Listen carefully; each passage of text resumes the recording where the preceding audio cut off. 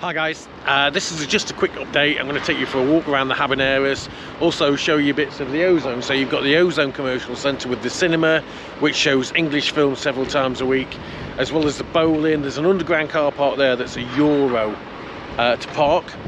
Then of course you've got the Habaneras, you've got free parking there, and then behind the Habaneras you've also got Carrefour, the big Carrefour. There's going to be a Popeye's chicken opening in the Carrefour in the near future. In front of me I've got Mercadona, and on the other side you've got Lidl, and you've also got Burger King, as well as KFC and McDonald's over the far side of Carrefour. Cue the music.